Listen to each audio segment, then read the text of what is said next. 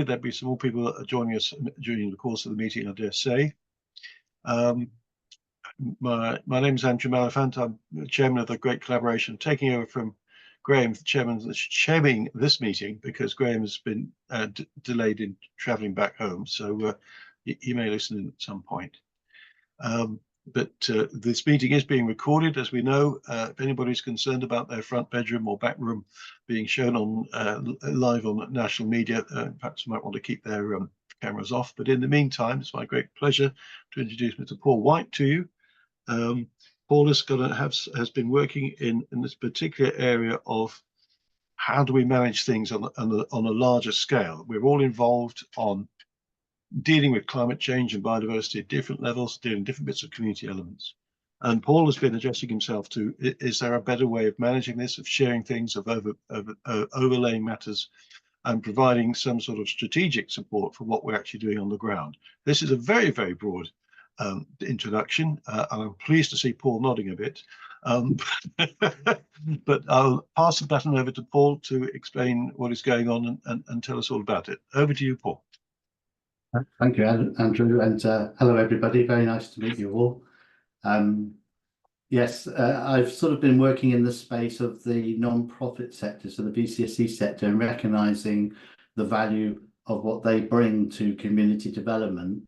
And so the presentation is going to articulate the opportunity of how we might be able to leverage that sector in delivering the sort of ecological challenges that we are looking at, as well as addressing the broader population health challenges that exist. So it's sort of essentially saying that change and transformation is generally going to come from communities, probably more than from institutions, and it's how do we connect with those communities to enable that to happen.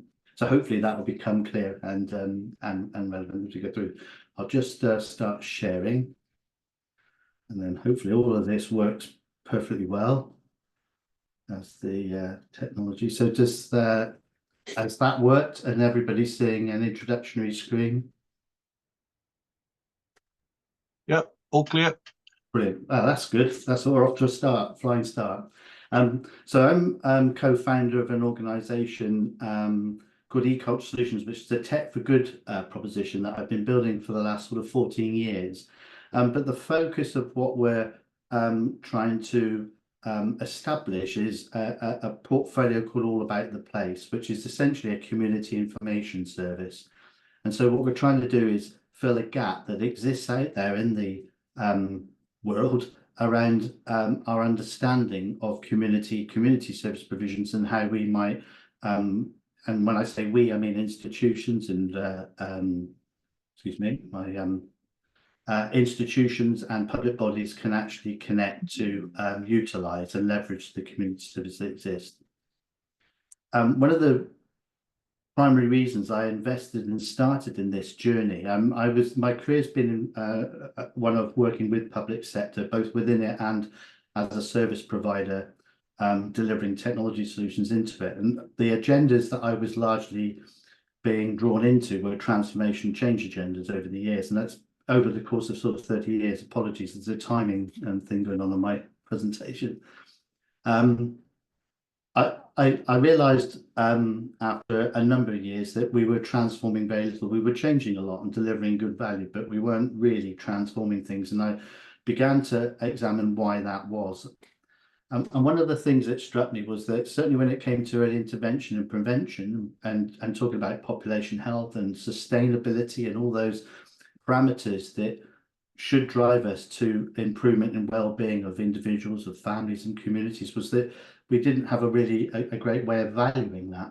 So we were asking people to make investment on things that might never happen, and the reality is we never did that. So, you know, public health for a large proportion of time has been hamstrung in not being able to actually address public health challenges because it would ask to invest, it'd be needing to invest in things that people wouldn't perceive as happening. So we sort of tend to be in this world of crisis response, and that's the reality where we are today.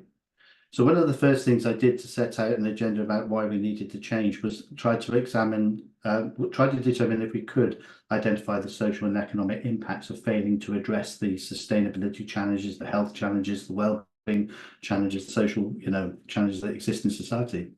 And by looking at academic studies that have been taken place over the many years and linking it to needs assessments that were produced by public health, I was able to identify £450 billion of lost social and economic opportunity to the UK economy alone every year. For Devon, a county like Devon, that represents £4 billion. So there's an obvious opportunity and need to do something about that. But what I also then recognise is that the public sector is very challenged when it comes to trying to address that early intervention prevention opportunity. It's very focused on its crisis, and no more so than today as a result of the pandemic and cost of living crisis and all those other parameters that are, and austerity, of course, that have affected our ability to deliver services. So in looking at then how do we address that, I turned to the community and realised that the truth was that we have this enormous body of work that goes on in our community that's very innovative, very entrepreneurial, and then that's where essentially that early intervention prevention activity was happening. And across the broad spectrum of needs, of social, of economy, and of ecological concerns. So if we could understand that and tap into that, then I think we could actually do something very positive. And I'm not alone in that thought. As we know,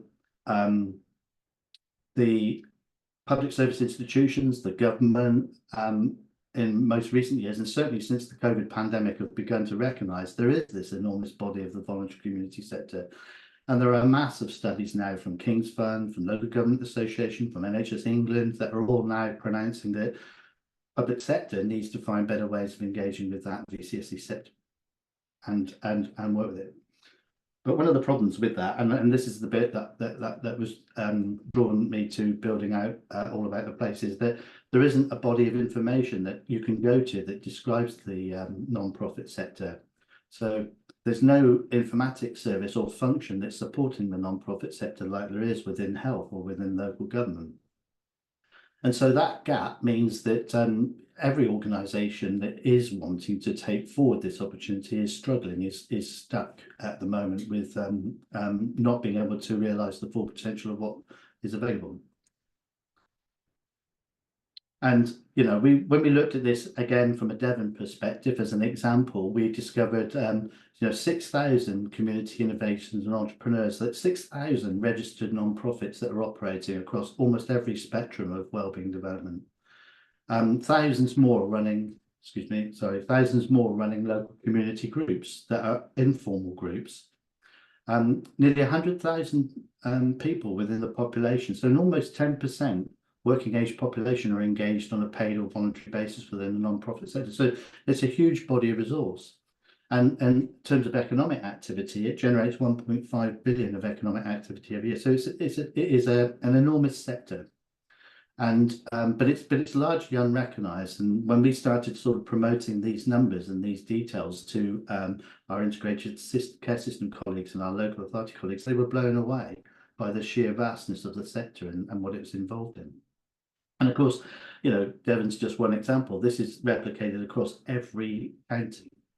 And, in addition to all those that are engaged in the non-profit sector or in community activities, we recognise there are thousands more that are prepared to offer services or offer support to community activities, but don't really know where to start and how to begin, because, again, it's not really visible. It's not easy to identify anything that's happening within your community at this present point in time. So our vision is to essentially fill that gap, to build an informatics service and solution that is capable of facilitating the development of thriving communities, and in the process bring essentially the community voice to the table, the community innovation and the entrepreneurialism to the table, so that we are able to leverage that into the design of services, of solutions, of change, so that it is very much fit for purpose. But in the process, of course, we need to ensure that sustainability is an important consideration in that whole design process. So we need to actually help communities themselves to understand what does sustainability look like in that development process. So our approach, apologies for the slides bouncing around. This is a timing issue I should have turned off that I hadn't realised I hadn't. So our solution is essentially to build out this informatics service and then utilise technology in ways that make that informatics service very accessible as much as we possibly can to the wide body of different interested parties. So it's the communities themselves, of the innovators and the entrepreneurs that are working in communities, but all the way through to the public sector, to local authorities, to the NHS, to the integrated care systems, to district councils, to parish councils, to anybody basically that is in the space of looking at community improvement and community development.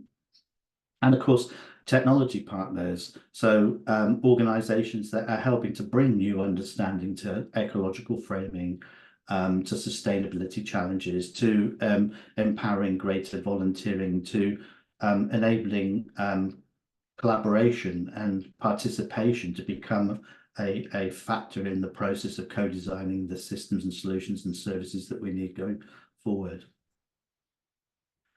So what we have already established is a series of base solutions. So as I mentioned earlier, we'd undertaken a very large study looking at the social impact, social value, and measures that we could attain from that. And we've looked across all different determinants of well-being, so criminal justice system, health, social care, welfare, employment, and education.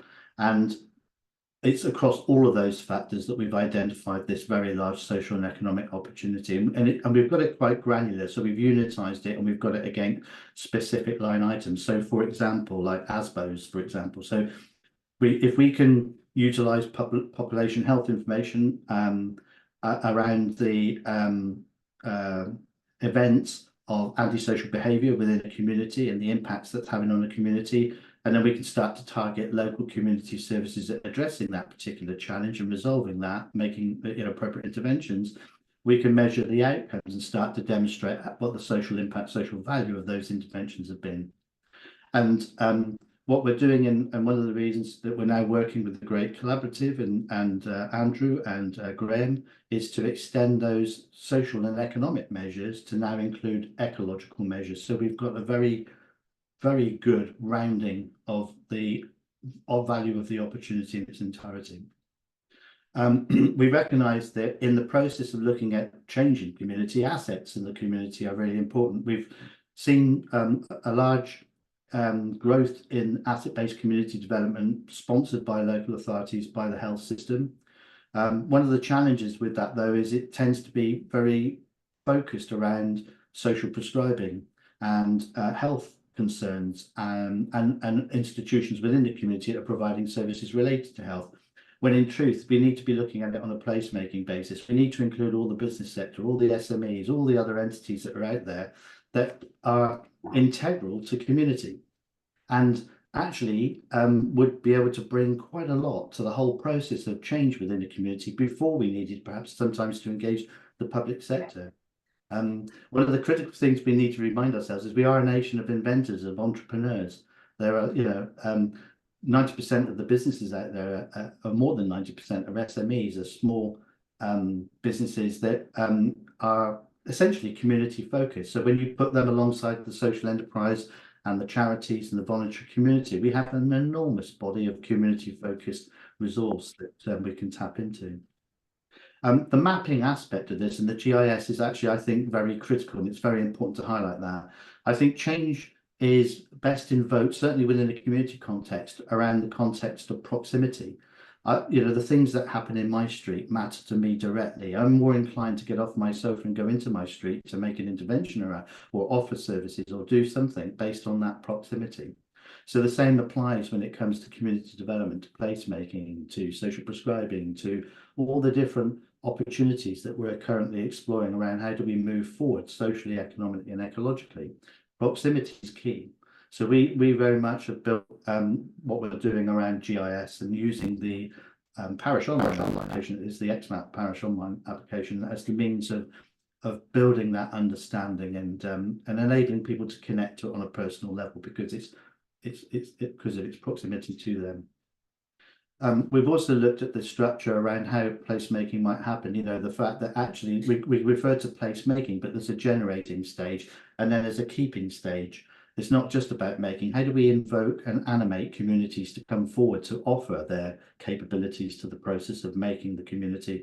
How do we give them ownership in that space and empower them to take ownership and be and own that solution going forward? So that once it's made and it's in place, they keep it. It becomes something that we improve upon rather than having to reinvent because it stopped and didn't continue. And then critically, I mentioned the social impact and value measures, the numerics, the cost opportunities, if you like.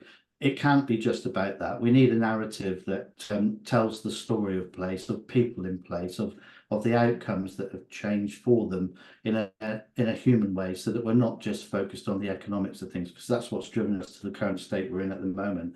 So we're utilising artificial intelligence technologies to help build the stories and narratives around placemaking so that we can understand it in a much broader sense and realise that it's not just about the fact that we've reduced demand on the public sector and therefore that can't be about cost savings. That's about reallocating resource to do the things now that it can't get to, and we need the story that supports that approach. So this is how we're wrapping it up and presenting it essentially. So a dashboard type solution, but online and very community focused. So we're looking at obviously drawing existing population health intelligence and information from existing sources, LG Inform, Public Health, Office of National Statistics. So that sort of intelligence can then and you know, ecological concerns and measures within that, so that level of intelligence can inform communities about opportunities or needs and help them themselves to organise their services, their provisions around addressing those particular needs. And when they do that, and they do that well, we've got the social value, social impact, and the sustainability measures, so they can actually start to tell their own story and articulate better ways how they're making those improvements. And hopefully as well, that goes to supporting them being able to get more resource, to be able to make business case stronger, being able to secure you know, participation and collaboration with partners, so that we move into that process of continuous improvement and we keep moving forward. We're looking at a section for qualitative feedback and measures, so that basically we can capture real-time intelligence back from the sector. So that we are not just, you know, pushing information out there, we're taking information back in and we're able to respond and react to that information, and again make that universally available so that other people can leverage and use that information. We want to get much smarter and clearer on the understanding of outcomes, and that those outcomes, you know, will be across a broad range of particular areas, everything again social, economic and ecological. But by promoting the outcomes better, we start to value local community service provision and local community effort in an entirely different way, and are able to give that more power in the conversation than it takes place at the integrated care system level, at the local authority level, you know, around change and transformation. And then the mapping solutions, as I say, is the very visual and easy way for everybody to be able to connect with this intelligence, to understand what's happening within their community, within their space, what's on their doorstep, how might they participate, what could they join, what could they share resources with, what could they bring to the whole process. And so the idea is to stand this particular solution up on a national level, but then recognise that people will want to have local community flavours of it. So we are already being commissioned to develop a solution for an infrastructure network that looks after the VCSE sector within a specific county.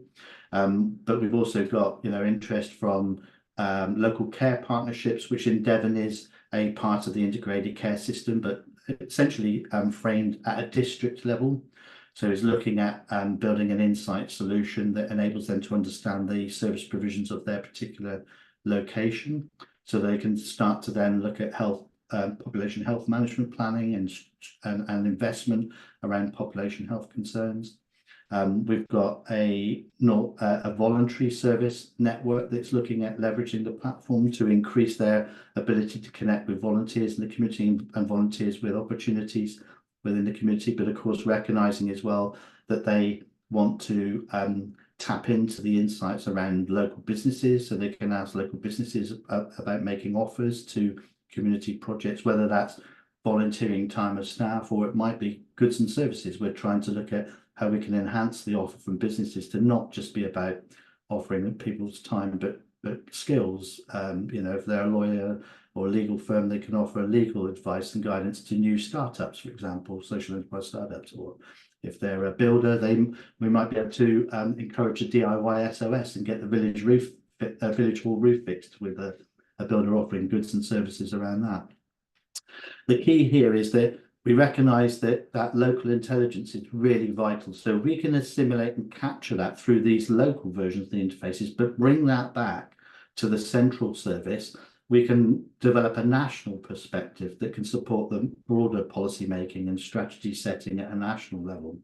And equally, local insights can share from the innovations and the entrepreneurialism of other areas where they've, you know, designed something that's capturing feedback or measuring something in a new way.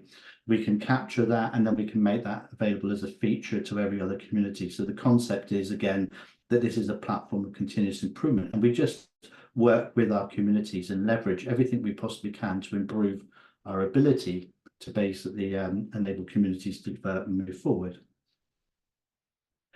And you know, we're recognizing this isn't just about informatics. What we're looking at is working with technology partners and providers and service partners and providers, all operating in the non-profit space, so all social enterprise, social purpose, social value driven missions. But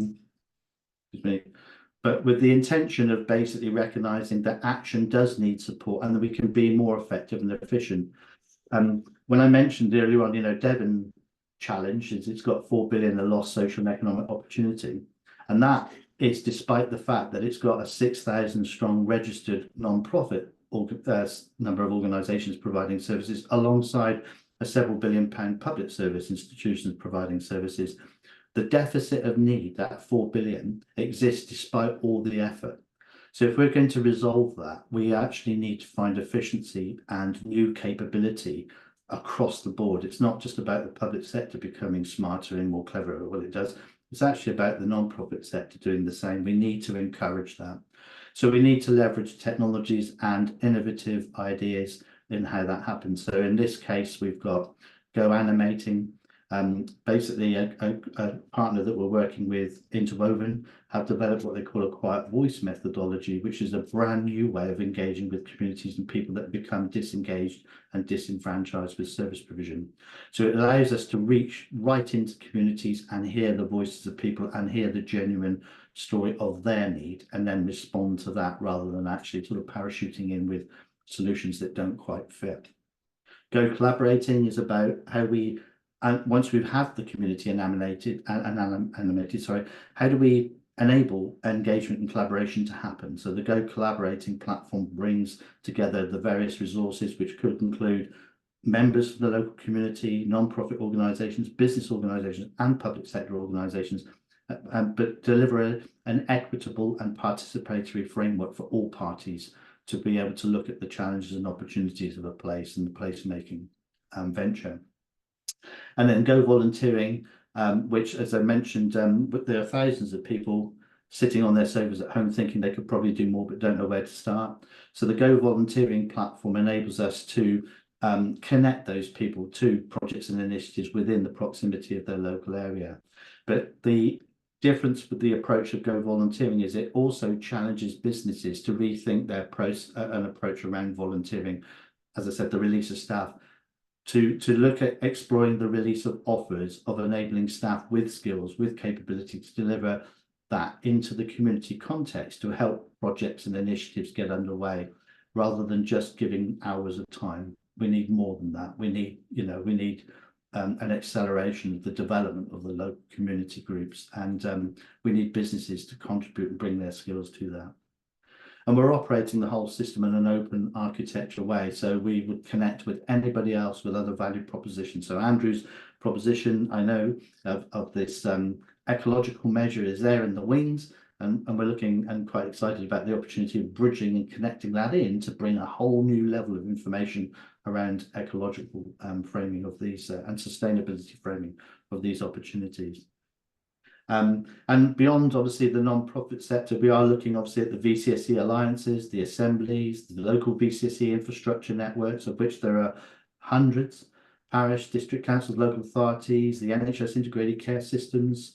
So we're having conversations with all those different groups to understand and have their participation in the design of this solution to try to maximise its value proposition as much as we possibly can, and in the way that it can service all the different attributes that we need that affect our ability to make places better. And so, you know, back to the why. We're driven by this imperative of this 450 billion opportunity, and that's, you know, that isn't the whole picture. It's more than that. The reality, if we can make just a 1 to 5% difference, that will generate hundreds of millions in benefits of various things.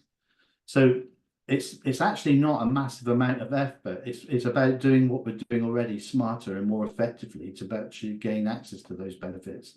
And so this tool and this approach of delivering and filling the gap around community informatics is very much about trying to maximise the potential of what we've got, but measure it so that we know that we're making improvement. And then once we've made improvement, that we continue on the path of improvement, that it's about a shift from that boom and bust cycle that we've been used to for many, many years. And so that's me. You'll be pleased that's the end of it. A bit of a whirlwind whistle-stop tour through that. But hopefully I did convey what it was all about well. And if you've got questions or anything, I'm happy to take them. Very many thanks, Paul, and your commitment and passion comes through every word that you've said today. So, and we'll be very grateful for a copy of your presentation, if we may, so that we can share that as along with the recording. Yes, very much strong links to what we're about with the great collaboration. And of course, you and I having a meeting next week about this, so that's absolutely sound. You mentioned the public sector not being well understood by the public, not really understanding much about the voluntary sector. They don't seem to understand much about town and parish councils either. So there's some more work to be done on that there. And we can't wait for government to do these things for all kinds of reasons. They need to get on with it. Just some interesting points. Not every town and parish council, of course, is actually already working with the community in the way you've pictured for us. So there's some more things to be done in that area.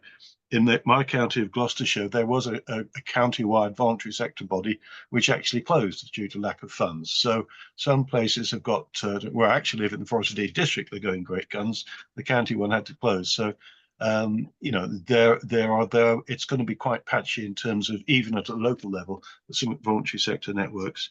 And in terms of the private sector involvement, there is no professional association for people to help with community-led regeneration and placemaking.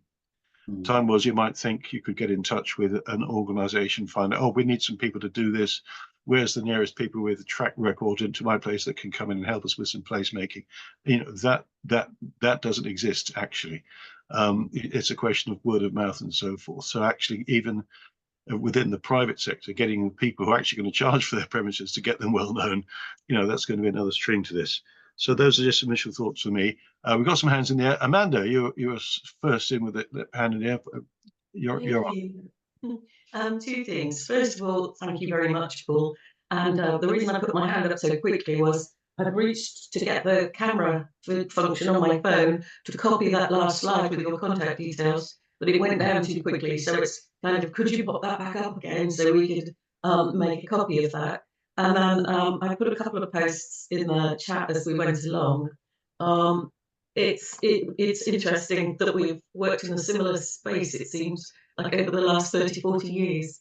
So I'm a health economist and ran the Town and Weir Health Action Zone up in Tyneside, which was getting 5 metropolitan boroughs to work together and setting up Sure Start centres. And that was with the last Labour government back in the late 90s and early noughties. So, and back then we had a £3 million budget, and we got metropolitan boroughs to actually combine funds in a pot and work together. and the politics and the way that took to change. And I completely agree with you that the essence, I think, of what you're saying is data and information just makes things indisputable.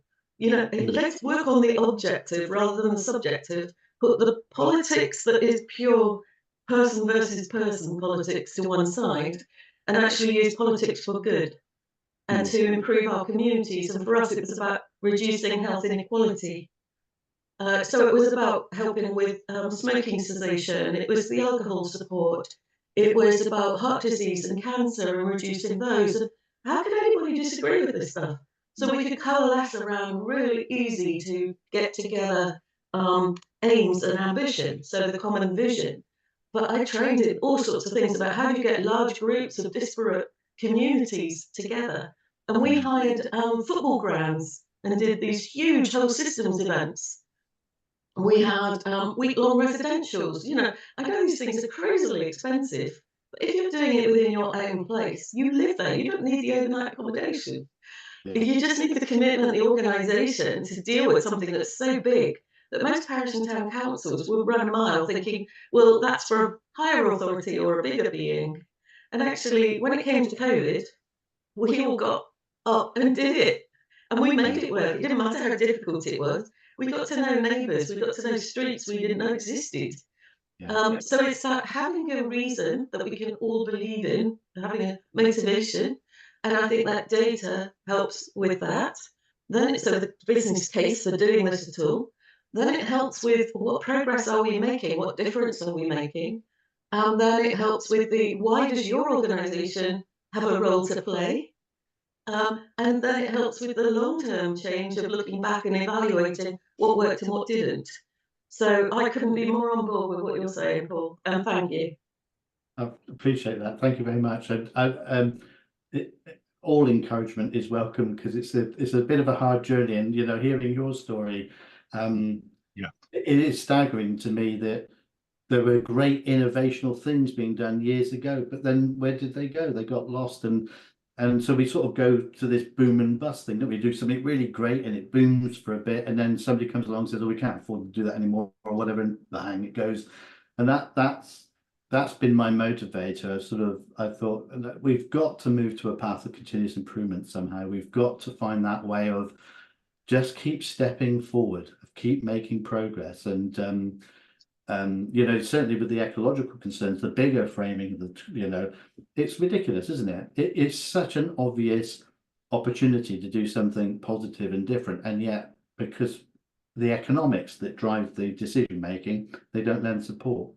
And I think that's, you know, that comes all the way down to when you look at health and social care. It's economically motivated in terms of the decision making process. It's not actually about the well-being of people anymore.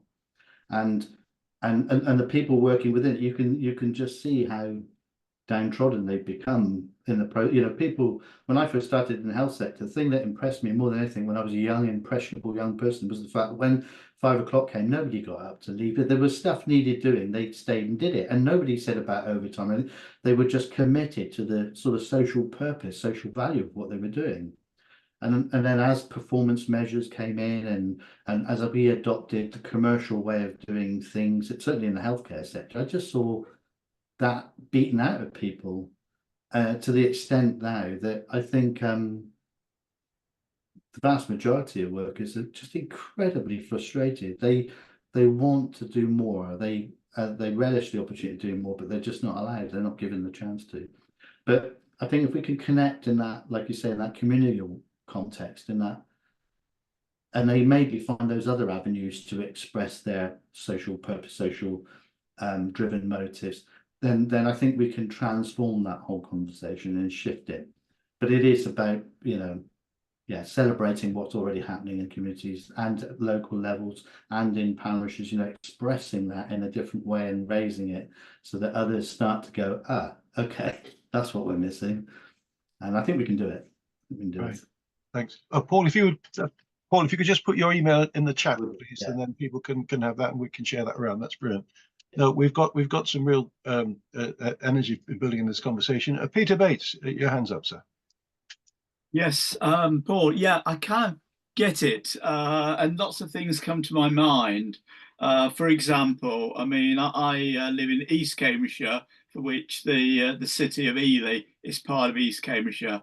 And what comes to my mind, the expertise that exists, or at least I've identified that has existed within Ely. We've got the head of policy for the Woodland Trust lives in Ely. We've got the professor whose team came up with recyclable concrete, lives in Ely. We've got the former head of wildlife crime at the United Nations, lives in Ely. And that's just a few examples of expertise that exists there. Other thoughts that come to my mind in terms of, I mean, great to easily have access to the low super output data, because, that builds up the evidence case that's needed for anything that needs to be done. Certainly agree that voluntary organisations can be much more kind of innovative and not have the barriers of public sector. For example, one very simple example comes to mind is that if the libraries have an event related to climate change or the environment, or even we have a county council communities team, they have an event, what they can't actually do is easily collect people's names and addresses, or just their names and their emails, and then put them onto a system. So I've gone around and actually said, hold on, I run the East Cambridgeshire Climate Action Network. If I partner, or the network partners with you, we can collect that information and put it into a tool which is actually called Action Network, which is being supplied free of charge to us by the Friends of the Earth. And we've also got kind of volunteer cams, a voluntary kind of database which is there available. Although I'll be honest, it doesn't seem to be used very much. And I have a few vacancies out there for at least on a voluntary basis, and I can't get those filled by people. Or at least I had one who was interested in becoming the website coordinator. I'm absolutely convinced that the person who submitted that actually took the text from what I had actually got and put it through an AI tool, and then just turned out their CV based upon what was in my text originally.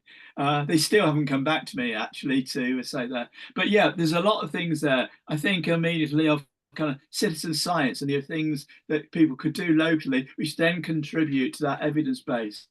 Yeah. But what I'm not totally sure what you've got or where you go, what you've actually got, where you get into in terms of, how can I actually totally utilize it in that way? How do I get the barriers of getting the parish councils? I've got 36 equivalent to parish councils in the district.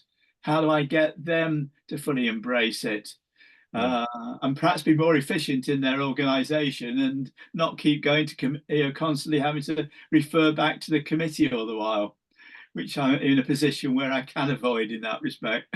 Yeah, no, I understand. I think we've been proving the concept of a building an informatics service with the consultations we've been having around the Devon and Southwest area.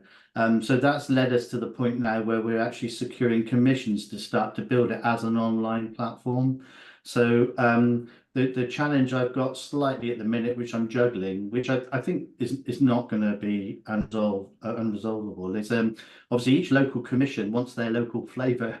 But I'm sort of saying, hang on, we still need this central national hub at the beginning, so that in theory, we are building out something that can then work across the whole UK. So to yourself, at some stage in the future, that national solution will be there, and you'll be able to come on and then subscribe to it, and then potentially you can commission a local flavour that it could be tailored to suit the the geography that you're working with. So that's the ambition. We are obviously a non-profit, so we're looking at how we can finance that, obviously the development in the first instance, but then the running costs in the long term. So, but what we want to do is trying to make it as accessible and almost free as we possibly can, right at the community level, because community activism is where it happens, isn't it, as we've said. But yeah, I think there's a lot of synergy with things that you said there, with the conversations and things that have gone on here. The truth is, though, I think I'm buoyed massively by just the positivity I see within the communities, the innovation and entrepreneurialism that does exist there, that people standing up businesses and organizations and structures addressing some really quite significant challenges. And the trick, I think, and what we're trying to do alongside the technology, is to create a space, a room, if you like, that entrepreneurs and innovators come into. And it's almost a blank room with a blank whiteboard. And we say, today's problem is, and it gets thrown on the wall, and then everybody just brings their brain power to working out how do we solve it. And so again, it's not just about the technology, it's about the services, the framework of how that happens. How do we create those whiteboard rooms in every different geography we possibly can, and create little networks of innovators who are then tackling things at a very local level, that are specific and relevant to different geographies. I don't really like that idea. We've got a problem, or we have. I don't like calling them problems. We've got an issue. How can we actually solve it? And we've got a team of people who are interested in that issue, and where can they pull in the various resources from different ways? And having some form of tool like that, I think would be great. Yeah. Yeah, and I think the framing, the other things that we're looking at. So we're saying these spaces need to be social purpose, social value driven. So they're not about creating, economic monsters that are going to suck all the wealth out of the community. It's all about, even if there's a business aspect to it, then we want a social enterprise or a cooperative business that's social value, social purpose driven, to servicing that community. But it is saying, to be sustainable, it does need to be business-like. It needs to look at how it can generate some revenue, how it can generate some surplus that it can use to continue to innovate, but yeah, not in an exploitative way as generally, corporate sort of world is. So we're building sociocratic approaches, looking at the cooperative framing, and reimagining that so that it can support individuals from a community alongside businesses, alongside non-profits, alongside the public sector. So we have an equal voice at the table. Everybody's got a chance to offer what they've got. Community ownership, obviously, again, around different things. I think I'm really sold on cooperatives in principle, and I think there's some really great opportunities. And with the new government, obviously, there's a large body of cooperative MPs in there, and a big cooperative party movement now. So that gives me optimism for the opportunity of those those spaces of innovators solving problems and then building entities to go and take them forward. I think it's exciting, actually. I'm quite excited by it, as you can tell. Oh, that's very much so, and certainly in terms of having a national structure and a national approach with in our case, the great collaboration, a local pilot phase, which you're doing in East Anglia. There's so many parallels with what you're telling us today. Amanda, you have your hand up. Yeah, Paul, this is just going to prove. I mean, we haven't never spoken before, have we? And no money's changed hands. In terms of your conclusion, or your suggestion that cooperatives excite you as being part of having a role in this, I couldn't agree more. And I've been involved in the co-op movement since I was at university, and I'm currently a director with Mid Counties Co-op.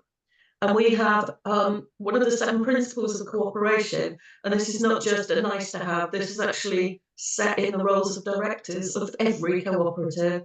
One of the 7 principles is that you have to cooperate with other co-ops.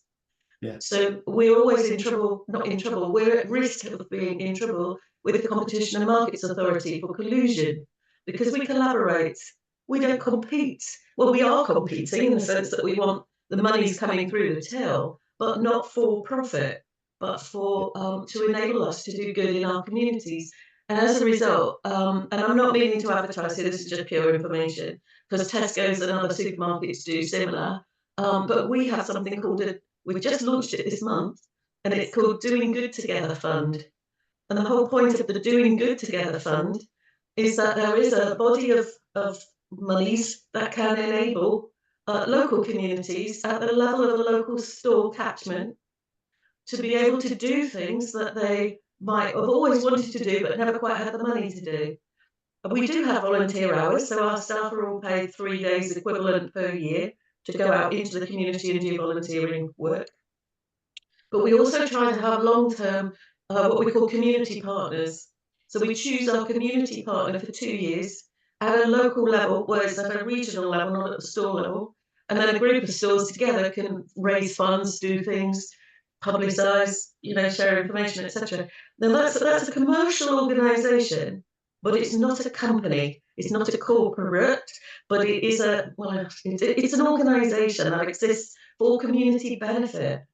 Yes. And community benefit societies is another model. But this idea of working together as a co-op, there are so many different co-ops out there in each of the areas. I wonder whether you could map a layer of where co-ops are, which co-ops exist. Because if you've got a worker co-op that's around the corner from you that works on something that's the skill that you're looking for, then you might be able to cooperate on we'll share this resource with you if you share this with us. Yeah, that's the next. Yeah, I think that you're right. The within the data, the different layers that we could surface, that's a perfect example. And I think the the matching of those cooperatives to the land assets and things like that. So down here, for example, we're looking at a community ownership project, building a cooperative to take ownership of a park, a space at seafront, actually in Torquay, piece of redundant land in the prime space. It's bizarre that it's been redundant for so long. And yeah, looking at how we get that community engagement and build the cooperative around it, but then how does it become self-sustaining? Where does it generate incomes from? And then if it generates surpluses, is there a way that those surpluses can be used to seed fund the next cooperative, which might be just another park further on the beach? And as you say, build a collaborative framework. And in fact, so sorry to interrupt you. I wondered whether you were aware of Co-ops UK that exist to enable co-ops to grow. I mean, the government's target, and I was at a co-op party AGM on Saturday. The government, including a lot now of co-op MPs, their target is to double the co-op share of, to literally grow co-ops. And so they're going to be very much, enabled and supported. So it's definitely a direction of travel that would be a productive one, I think, and very much in policy. We are, certainly I'm a member of the Co-ops UK and CCIN as well, the Cooperative Councils Innovation Network and Cooperative Party, of course. There is some challenges in the framing and the structure. The cooperative, typical cooperative approach in the context of community building doesn't quite lend itself. So there's a conversation to be had there about then how can we manipulate that governance structure to give another degree of flexibility. But it's there to be done. There's no question, and I think it's an evolution of the model, to be fair, and a variation of it. But I think it's vital that when we think of placemaking, all the different service provisions that are enacted within this particular place, there's lots of duplication. There is competition with funding. There is inefficiency in the model of delivery. You'll have several organisations perhaps supporting elderly people, but they're all competing for different grant pots and rather than actually working together. So I see it's that cooperative framing that we want to try to bring into space. My radical thinking, all our utilities, our rail companies, even our education and our NHS systems could be cooperatives run by members within the community that are using the services. And essentially, if we move that way, they make propositions to government or recommendations to government about what they need to enhance and the measure of good government is their ability to respond to those propositions instead of at the moment, them in dictating policy and implementing policy that isn't fit for purpose within the communities. So my grand vision, probably way after I retired, would be that almost everything is cooperative. But it is a movement. you know, in the US, the economic powerhouse of the world, there's a massive movement to cooperatives over there, recognizing that the current economic model doesn't work. And I think when we think about sustainability, you know, if we can weave the sustainability challenge into their governance structure and then have that whiteboard thinking approach to how do we solve this at quite a macro level, that will build to a momentum and a movement, I think, that then can actually make a bit more of a positive difference. And certainly the tools that I'm, you know, and partners like Andrew's that I'm looking at that deliver a very personalized understanding of what it means to be sustainable. If we start there and build that, that's massive. I was really encouraged by that, because otherwise I think when we're looking at the ecological challenges, it's difficult. It's too big. It's out there, isn't it? Yes. And it's the same with, you know, the population health concerns. They're too big. There's thousands of people with needs out there that we're not getting to. But if we bring it down to a local level, the community, and just say, well, what is it in this space? And then what do we have as resources? Completely different conversation. But the framing and how we build equality and participation in that is pretty key. So, yeah, I don't see anything else other than cooperatives at the minute. Okay, well, thanks, Peter, both of you, and thanks also to Peter Anderson for putting the link to cooperative maps in the chat. And Peter had a question for you as well. I'll sneak in. I've got a couple of points I wanted to raise, one human and one technical. If you would like to ponder your answer to Peter's question in the chat.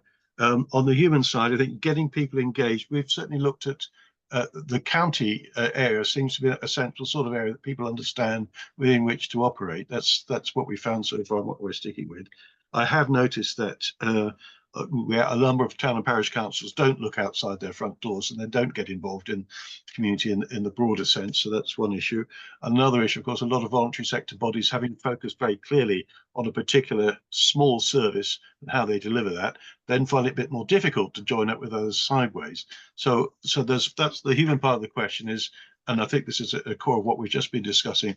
What are the mechanisms? What are the approaches? What is the narrative whereby we can encourage and inspire people to work more closely together? And on the technical question is, clearly, if there's a lot of data coming in from different sources, and I know this very much from our own great collaboration website, there needs to be a process whereby stuff can be analysed and built into reporting. So there's a lot of internal coding, if you like, that needed to be done on the technical side. So I've got a question really about the joining up, the human joining up, and a question about the technical reporting. I don't expect you to have straight answers to all of them, but I mean, are these things that you're working on at the moment, Paul? You've gone mute, Paul. Yeah. Yes, so on the technical side of things, I think it is about obviously adopting open architecture type platforms that can allow interoperability to happen. But what we recognize is that we don't want to reinvent wheels. If people are already doing stuff well, is that perhaps we don't even need to bring the data in and integrate it. It's a question of just signposting and interfacing to it. And then obviously working in collaboration, we might find there's a crossover in the reporting mechanism. You know, how do we bridge some components of reporting from one platform with another to build a bigger view of the outcomes? But yeah, at the moment, I think it's a question of trying to create that blank whiteboard space and bring innovators into the room and say, guys, you've got this data over here, we've got this over here, we're building this platform, you've got this platform. How do we optimize making it work together, and what does that look like without, you know, reinventing wheels, without duplicating? And that's why I think it's quite important that the space is a social purpose, social value driven space, because if there's no commercials in the conversation, then it's an easy conversation to have. It's just about collaborating and working together. Yeah, people wise, I mean, I think that again is that space of bringing innovators and entrepreneurs together that just want to solve problems and making that available to them, and then working out when the solution's described, what's the best vehicle for that solution to go forward. It doesn't have to be our platform, it could be anybody's. That somebody else, you know, everybody, there are multiple different ways this can be delivered.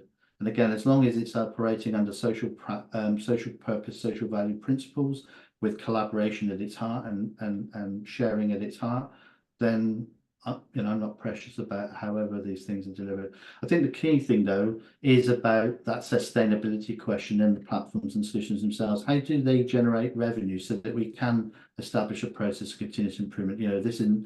What we don't need is this thing to come to life today and in 5 years' time to have disappeared and us to be meeting again in a room and going, God, do you remember that? As we do. And I think we can break that cycle. But it is, it is about that whole value proposition. What does it mean to people? Why are they going to invest? Why are they going to continue to buy into this particular concept? And I think because we're dealing with personalized stuff, it's important to people. It's their lives, it's their health, it's their community, it's their well-being. I think people are ready to grab hold of this and go, do you know what? We'll own this space. We'll drive this forward. And when we need the public sector, we'll bring you in, but you'll be coming in now on our terms. And you'll be providing services to us. And when you step away, by the way, you're going to have trained us in doing this for ourselves going forward. So we don't need to keep getting you back. You've empowered us and given us new skills to keep stepping forward. And that's exactly the same thing with the ecological challenges. And, it's that empowerment, that giving us skills of capability and allowing people to just keep moving forward and finding that way of doing it. And people want it. I really do believe people want it. COVID proved that. Yeah, well, apart from those people who keep asking government for more money, but which includes district and county councils, of course. Thank you, Peter, for all the things you've been putting in the chat. You've got Peter, you had a particular question. Is time banking a big component of Paul's vision? I think, in the concept of our partnerships with volunteering-based solutions, time banking is a component of the conversations and the services without a shadow of a doubt. But I think the problem slightly I have with it is orientated around just pairs of hands coming in to do something voluntary. It doesn't yet address the opportunity of offers being made. So it's not just about time, it's about the skills and capabilities that can be brought to the mix. So that's why we're working with the organisation Go Volunteering, where we're looking at a resource bank, essentially. So it's not just that this person's got these pair of hands, they're also an accountant. So they're going to bring accountancy skills. And what we're doing is in the mapping, it's essentially mapping the projects, looking to map the projects and have the projects say, we need this, and then have the offers from in the volunteering solution, we match offers with needs. So as I say, it could be anything from builders to come and fix the roof of the village hall so that the hall can be open, to a new social enterprise startup just needing assistance with its governance structure or with its accounting setup. All manner of different things, so that it becomes more about building rather than just sort of doing, if you like. We need to be building and becoming better rather than just putting more resource into doing things that don't really solve problems. That makes sense. Thanks. Is that a good answer to your question, Peter? Had any follow-ups on that? Oh, we're up with that. Okay, fine. We've had a great overview of things. I mean, some of this stuff is big, and obviously there's a lot of practical stuff to work out, which clearly you've been laboring away at, Paul. You've got some very, very interested people in the room here, and someone that's really doing some of this, of course. What do you think are the next steps from your perspective? Well, we're in the process now of building a consortia of interested people, basically, that will lend themselves to the co-design, co-development conversation around this particular platform. So we've got a lot of answers, but it is very much about having true end users guide us and ensure that what we build is accessible, is meaningful and purposeful in what it does. And people can join in a number of different ways. I mean, it could be just a donation of time and brain power and expertise in that room with the blank whiteboard, but it could be about joining the board and, all manner. We're sort of wrestling with lots of different concepts at the minute. So really, we just want to create a space where we have collective brain power in the room, all driven by the same social purpose, social value, and going, actually, today's problem is this, and we just keep iterating through and mapping it out. But the objective is to have proof of concept solutions stood up by March, and then that supported with a business case for additional funding to actually build out the live national solution. So that's available hopefully in the summer, autumn, later in next year. So it's quite ambitious, but I believe it's doable in the context of a first cut solution. So yeah. I mean, certainly that matches the time frame for the great collaboration, in that it took a couple of years in Herefordshire to get it to the stage. And of course, you and I and Graham and Peter are having a chat next week about some more of this. Amanda, you've got your hand up. Yeah, one of my many hats is, do you remember the old telly programme, Mr. Ben? Yes. Yes. So every morning I go into the cupboard, I take out a different hat. So today's one is Cotswold National Landscape. It's an AONB. I'm on the board representing 38 parish and town councils in the North Cotswolds as a parish councillor. And we have something called a Wellbeing and Inclusion Group, which is all about all the national landscapes. So that's national parks and AONBs, as they used to be known. They are charged with including getting more people to come and identify that it is their space. So, you know, more people who said hiking in the countryside isn't for me. We don't see our type there, our faces there. And whether it's signposting and disabled, etc. Anyway, point is, this particular group is trying to do a whole load of mapping and of our specific geography, which covers 6 counties, but it's not coterminous with those 6 counties. And we're looking for some help with getting that little bit of work done. And I wonder whether you are at a stage where you're commissionable, or whether this is partnership working, or whether there's any opportunity. Do you have capacity to do another little bit of work? Sure, and I think that's something Andrew probably, I think, with Graham and Tristram would be worth being involved in the conversation around. So obviously there's the parish online platform, which already has quite a number of layers, and we're looking to add obviously our VCSE and non-profit sector layers and placemaking layers in alongside that. So the idea is that platform just keeps building to fulfill all these different aspirational mechanisms. So I think that would be an early start to have a conversation around that particular piece. We are actually working on a commissions basis. So at the moment, what we're doing is we're probably looking at maybe getting 4 or 5 partners around this dashboard proposition. I mean, probably each not bringing much more than 20-25k each, but you know, that pot building to 100,000, so we've got a really decent pot to tackle that. So the mapping proposition that you talked about could fit in that, because each of those partners has got a slightly different nuance in terms of what their priorities are, but the principle is they're all doing the same. They want to use the same mapping mechanisms, they want to use filtering, they want to use data in a similar sort of way. So that's what we're doing, is saying you know, it's essentially a pooling of features, and then we're delivering on all agendas, but making all the features all available to everybody. So, you know, what you want in the Cotswolds could actually become available on Dartmoor and Devon, in truth. We do a lot of work with the National Association of AONBs, as they used to be called, National Landscapes as they now are. Yeah. So it could be, even though it's a model that's tried. But what I'm talking about here is the same thing that maybe you're looking at for counties. Yes. But I'm saying there are some supra-county level geographies that make sense, but don't often get the mapping or the attention in this data sense. Yeah. I mean, obviously we're looking at environmental issues at that level as well, and the drive to net zero. So all of the above, anybody that can help. I'm going to a meeting next Tuesday, so you know what am I proposing? I guess that's the challenge. We can take this offline, but it was just in case it's of interest to others. You know, are there any others that may be interested in asking you? How do they follow up with you?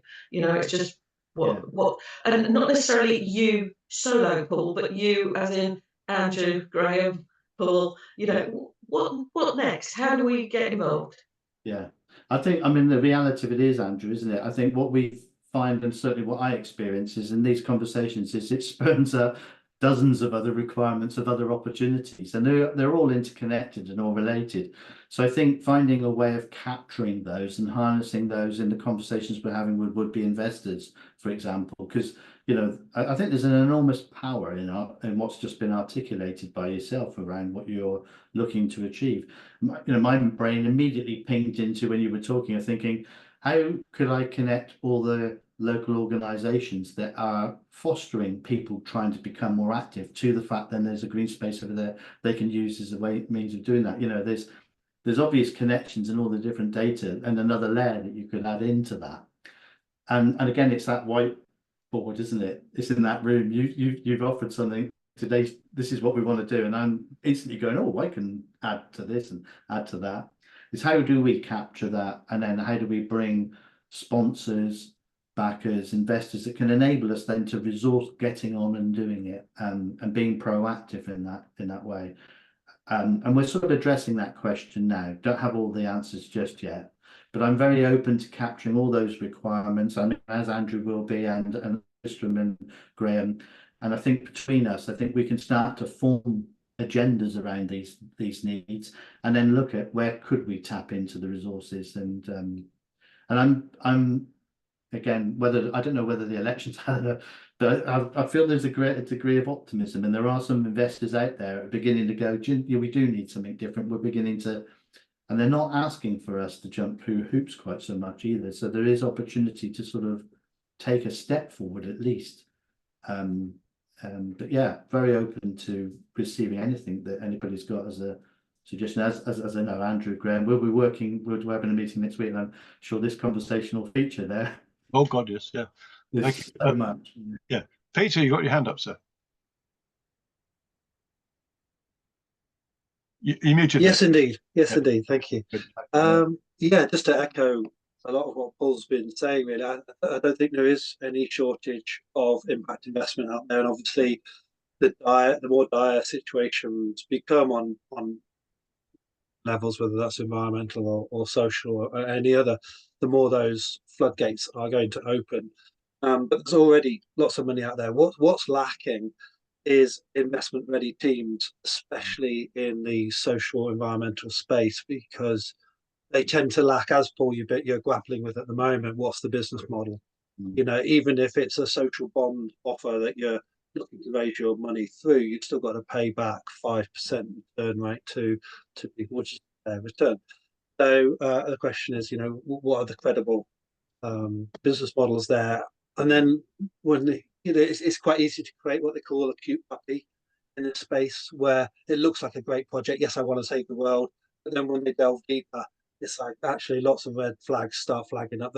The team don't have a lot of experience, or there's no software, there's no track record, there's no case studies, all that sort of stuff. So if we get over those hurdles, yes, and accompany that with a big vision, 10-year vision, like the Bezos type approach, it's like, well, this isn't necessarily going to make any money for a long time. Perhaps it will be pitched as a social utility, right? Not even the CIC, right? It's like, this is a social utility or service of society.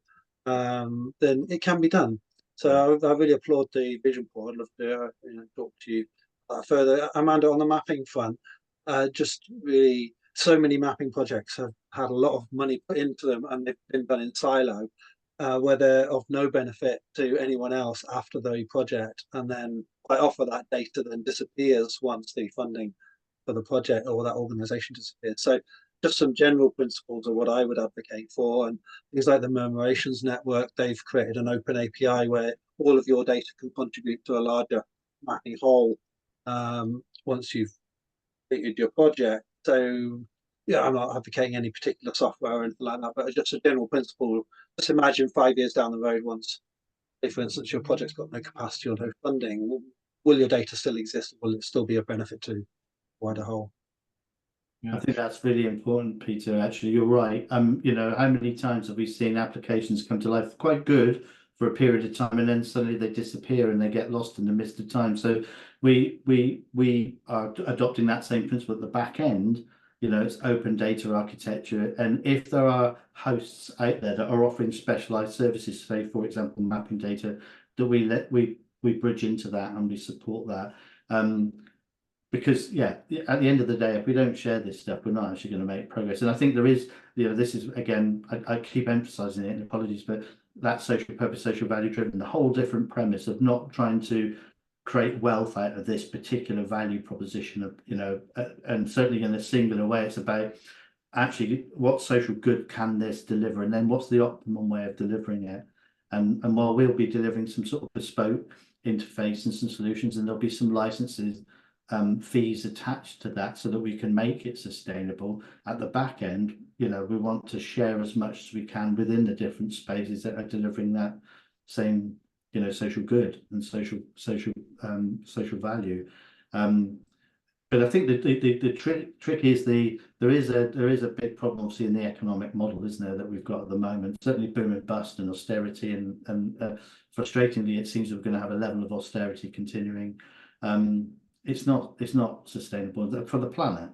We need an entirely different economics model. So I think starting to prove the opportunity of this at a local level, circular economy, anchor institutions, buy local, buy social, all those different things. Then I think we can actually demonstrate something viable. It might mean as a nation, our GDP drops a little bit. We become a little bit poorer as a nation in the world standings, but people are healthier and our communities are healthier and our life is more sustainable. I think that's a fair trade-off. Obviously, I wouldn't promote that in a room of commercials because they wouldn't want to hear that. But it's the way you tell them. It's the way you tell them. It is. But yeah. But it will go down well in the boardroom of the co-op, I can tell you. Yes. I think I mean, that's my frustration. I blogged about the issue with funding, for example, recently. There isn't seed funding for social entrepreneurs. So even if you've got an idea at concept stage, just securing seed funding like you can for a commercial is not possible. So people are self-funding, and I've been challenging local authorities, for example, with place-based projects, where you're looking at a regeneration of a park or whatever it would be. The planning decision, just the decision on releasing the lease of the land to you can take 12 months, and then planning, if there's planning involved, that could be another 12. So we're asking people to seed fund themselves for 24 months before they can get into any sort of project that might then actually deliver a return on all that investment they've made. It's crazy. It just doesn't work. And that's why, there are so few, cooperative housing projects, community ownership land projects and things like that, because it's just impossible to get hold of. So there is something fundamental on that side that's got to change, that we need to drive the change for. But there are good cooperative housing associations and land ownership initiatives out there. So again, if we can demonstrate their social value, social impact, perhaps through the platform, and help them to tell their story and get it out there in a much bigger way, then maybe we can affect a shift in policy. Maybe one local authority at a time. I'll start with Torbay. That's where our park regeneration project is. I actually live in Exeter, so it's not going to benefit me directly, but it'd be good to get it going. Well, this is a conversation that's going to continue and grow, isn't it? So this is great stuff. We've done so well today. I don't think we can cover. We've certainly we've got a way forward now. We've got things we're going to be talking about. Thank you very much again, Paul, for laying it out for us and starting this conversation at these sessions. We'll be grateful for having a copy of your presentation we can put out with this film when we post it online. And I think, which is it watch this space? I don't know, but we will continue this conversation, because I've always felt that there was needing for some kind of, I called it a strategic umbrella, some kind of approach at sort of a bit of above the fight. And you've articulated, I know Peter's been thinking along those lines as well. So we will be going forward with this. There will be, I haven't got information, unfortunately, as to what the next banter session is going to be next week, but there will be one. But in the meantime, I must thank Paul again. Thank us all for joining in. And I usually end these sessions, and I'll say it again, let us go forward together. We will never surrender. Thank you very much, everybody. Thank you very much. Appreciate it. Thank you, everybody. Nice to meet you all. All the best. Thank you very much.